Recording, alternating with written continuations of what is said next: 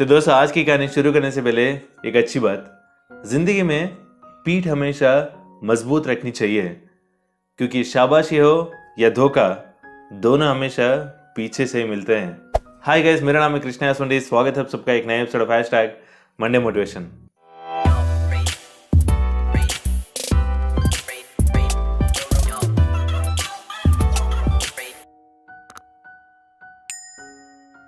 तो दोस्तों, इस हफ्ते की कहानी शुरू होती है एक राजमहल से। राजमहल की छत पर महाराज और महारानी आकाश निहार रहे थे, चांद तारों को देख रहे थे, और उसके बाद नीचे अपने नगर को देखा तो अंधेरा था। लेकिन एक मकान की छत पर मशाल जल रही थी। तो उन्होंने सैनिक को बुलाया और पूछा कि यह घर किसका है।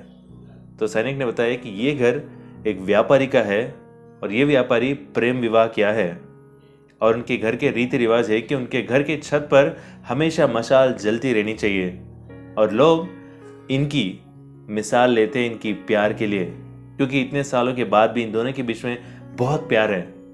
ये कहकर वहां से सैनिक निकल जाता है, और उसके बाद राजा और रानी एक दूसरे को निहारते रहते हैं, और उन दोनों के बीच में चर्चा शुरू हो जाती है इस व्यापारी के बारे में, क्योंकि इतने सालों के बाद भी इन दोनों के बीच में इतना प्यार, उनकी वैवाहिक जीवन इतनी अच्छी तरीके से कैसे चल रही है।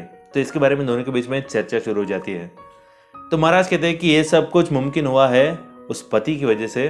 पति बहुत समझदार है, इसीलिए उनका वैवाहिक जीवन इतनी अच्छी तरीके से चल रहा है। तो रानी साहिबा कहती है कि नहीं, ये सब कुछ मुमकिन हो रहा है उस पत्नी की वजह से। पत्नी बहुत समझदार है, बहुत सुशील है, सांप्रदायिक है, और वो रिश्तों की अहमियत जानती है, रिश्तों को निभाना जानती है, इसीलिए इन दोनों के बीच में इतना अच्छा वैवाहिक जीवन चल रहा है। तो ये जो चर्चा जो है, ये डिबेट जैसा हो गया था। तो महाराज ने कहा कि हम लोग एक काम करेंगे, इस चर्चा को छोड़ेंगे, हम लोग एक परीक्षा रखेंगे उस व्यापारी का भी और उनकी पत्नी का भी, तो तब हमें पता चल जाएगा कि इन दोनों के बीच में कितना प्यार है। तो महाराज ने एक तरकीब सोचा, अगले दिन सुबह उसे अमल किया था। तो महारानी साहिबा ने अपनी दासी को व्यापारी के पास भेजा था। दासी व्यापारी के पास गई और कहा कि मुझे महारानी साहिबा ने भेजा आपके लिए एक संदेश के साथ। तो व्यापारी ने कहा कि हाँ बताइए क्या है। तो दासी ने कहा कि बोलने में मुझे थोड़ा झिझक सा हो रहा है। तो व्यापारी ने कहा कि बेझिझक आप बोल सकते हैं जो भी है। तो दासी ने कहा कि महारानी साहिबा कह रही है कि अगर आप आपकी पत्नी की हत्या कर दे तो वो आपसे शादी करना चाहती है, वो आप पे मोहित हो गई है। तो ये सुनने के बाद व्यापारी ने कहा कि हमारी तरफ से माफी मांगिएगा रानी साहिबा को, और ये बात भी कहिए कि अगर मेरे जिंदगी में 1000 रानियां भी ऐसे आ जाएंगे तब भी मैं अपनी पत्नी का त्याग नहीं करूंगा। और वहां से दासी रानी के पास आ गई। ये जो कुछ भी बातें हुई थी रानी को और राजा साहब को बताई। अभी व्यापारी की पत्नी की परीक्षा लेने के समय था।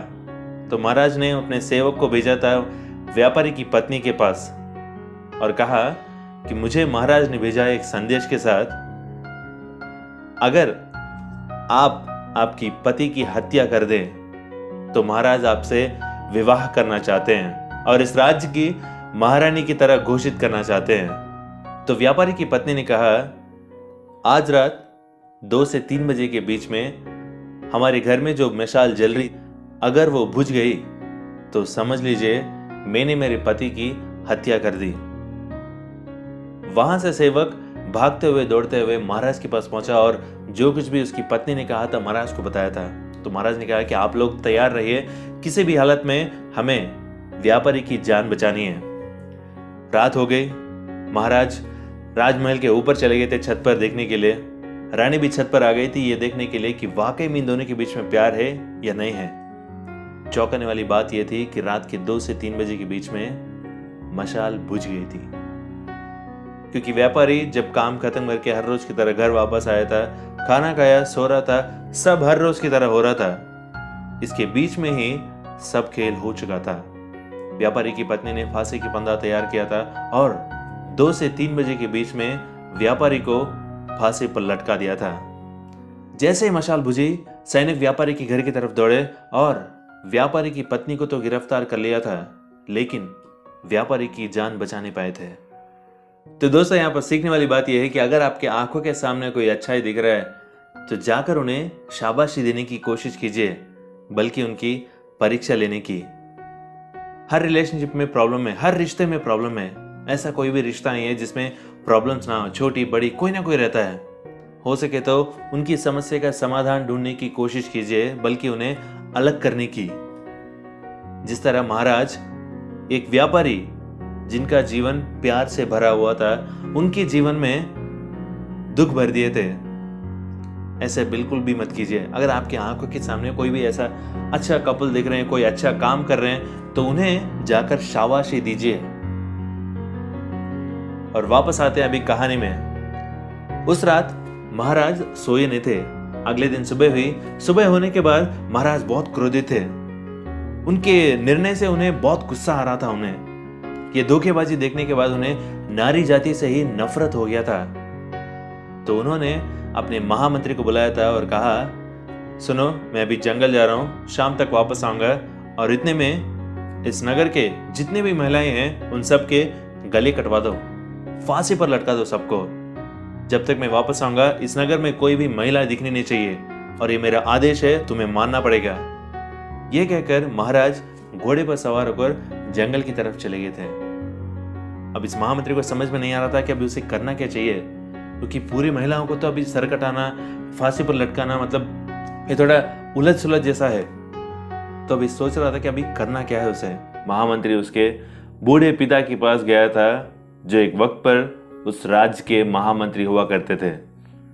जाकर के कहा कि पिताजी, महाराज पागल हो गए हैं। वो कहते हैं कि इस नगर में जितने भी महिलाएं हैं उन सबको खत्म कर दो।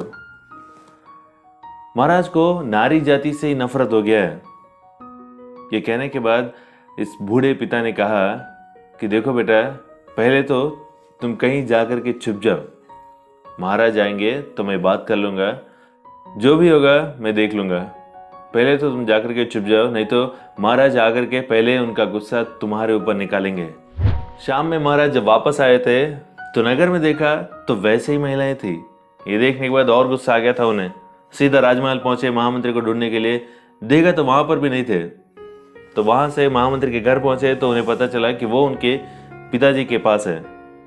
तो महाराज बूढ़े पिता के पास पहुंचे तो बूढ़े पिता ने कहा कि महाराज की जयकार हो, कैसे आना हुआ? तो महाराज ने कहा कि आपका बेटा कहां पर है? मैंने उसे एक आदेश दिया था, उन्होंने अभी तक अमल नहीं किया था।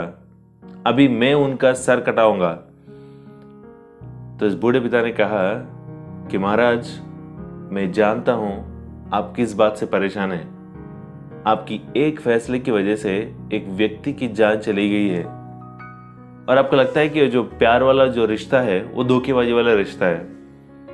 आप उस धोखे से परेशान हैं, और वो आपको अंदर ही अंदर इतना परेशान कर दिया कि आपको नारी जाति से नफरत हो गया है। लेकिन आपकी बात अमल करने से पहले मेरी एक छोटी सी बात है, आप सुन लीजिए, क्योंकि मैं आपके पिताजी के राजपाट के समय का मंत्री हूं मैं। तो महाराज ने कहा कि ठीक है, मैं आपकी बड़ा आदर करता हूं, आप बताइए क्या बात है, जल्दी बताइए। तो महाराज, मैं और आपके पिताजी एक बार जंगल गए थे शिकार करने के लिए। जब शिकार करने के लिए गए थे तो मालूम ही नहीं चला मुझे कब मैं रास्ता भटक गया था। मैं रास्ता ढूंढने की बहुत कोशिश करा, बट मिला नहीं मुझे। और इतने में वहां पर एक योद्धा आया था, और उस योद्धा ने मुझे रस्से से बांधकर खींचते हुए लेके चला गया था, और मुझे पता ही नहीं चल रहा था कि मैं कहाँ जा रहा हूँ। देखा तो शमशान घाट लेके गया था वो, और वहां पर रस्सी से बांधकर बैठाया मुझे, और एक कब्र के नीचे एक गड्ढा खोद रहा था। और उसके बाद उस योद्धा ने कहा कि चुपचाप मेरा साथ दो, और हम दोनों ने मिलकर वहां पर 2 कब्रें खोदी थी। एक तो मुझे पता चल गया था कि एक में तो मुझे दफनाया जाएगा, और बाकी दूसरा कौन सा था मुझे पता नहीं चल रहा था। और उसके बाद मुझे घोड़े के साथ बांध दिया, और पास में एक खंडर था, तो खंडर के ऊपर चला गया था वो योद्धा, और ऊपर से एक सरकटी लाश को नीचे फेंक दिया था। देखा तो वो सरकटी लाश ऐसा लग रहा था कि अभी अभी उसका मौत हुआ है। मैं बहुत डर गया था। वहां से नीचे आया था योद्धा, और आकर के कहा, चुपचाप इस सरकटी लाश को उस कब्र के नीचे वाले गड्ढे में दफना देना। ये कहने के बाद हम दोनों ने मिलके उस सरकटी लाश को कब्र के नीचे वाले गड्ढे में दफना दिया था। राजा साहब, मैं बहुत डर गया था क्योंकि मुझे समझ में आ गया था कि दूसरा गड्ढा मेरे लिए था। और इतने में ही उस योद्धा ने उस मुंह पर जो कपड़ा बांधा था वो कपड़ा निकाला तो एक खूबसूरत सी महिला थी। उसने कहा कि आपको घबराने की कोई जरूरत नहीं है, मैं जानता हूं आप कौन हैं। आप इस राज्य के महामंत्री हैं और इस राज्य के राजा को जाकर के मेरा संदेश दीजिए, उनकी एक बेटे ने मेरी हंसती खेलती हुई जिंदगी को बर्बाद कर दी है। वो मुझे पाना चाहता था, इसीलिए मेरे पति की हत्या कर दी उसने। ये कब्र जो है ये मेरी पति की कब्र है और उसके नीचे जो गड्ढे के अंदर हम लोगों ने लाश अभी दफनाया है वो उस युवराज का है जिसने मेरी जिंदगी को तबाह किया है। और ये कहते हुए चली गई कि अब मैं अपना गला काट रही हूं क्योंकि आजीवन जब तक मेरे नामो निशान रहेंगे तब तक मैं अपने पति के पास के कब्र में दफन होना चाहती हूँ, उनके साथ में ही रहना चाहती हूँ। अगली जन्म में भी मुझे अपने पति के साथ रहना है, बस एक यही ख्वाहिश के साथ यहाँ दफन होना चाहती हूँ, मुझे यहाँ दफना देना जरूर। ये कहते हुए उस महिला ने अपना गला काट लिया था। उस महिला ने अपनी जान कुर्बान कर दी अपने पति के लिए। तो तब मुझे समझ में आया कि सच्चा प्यार होता क्या है। राजा साहब, आप इस बात से परेशान हैं कि इस व्यापारी की पत्नी ने अपने पति को धोखा दिया है, तो आप इस महिला के बारे में सोचिए जिसने अपनी भी जान दे दी अपने पति के लिए। कहा एक महिला की धोखेबाजी की वजह से अब सारी महिलाओं को फांसी पर लटकाने चले थे। आपका फैसला बदलिए महाराज। राजा साहब को समझ में आ गया था।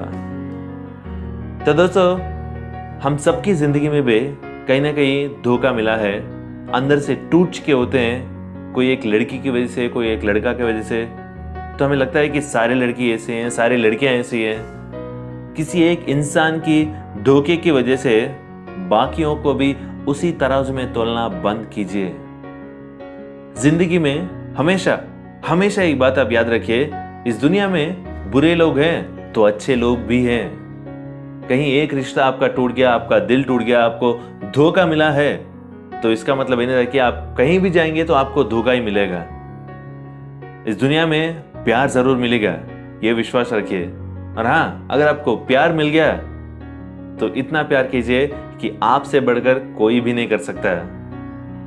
मेरी की हुई ये छोटी सी कोशिश अगर आपको पसंद आई तो वीडियो को लाइक कीजिए और आपके दोस्तों के साथ शेयर कीजिए। अगर मेरे चैनल पर पहली बार आए तो चैनल को सब्सक्राइब करना मत भूलिए। तो दोस्तों, आशा करता हूँ ये छोटी सी कहानी आपकी जिंदगी में थोड़ा सा बदलाव लाएगी। और मिलेंगे अगले सोमवार सुबह 10 बजे एक नई कहानी के साथ मेरे YouTube चैनल पर।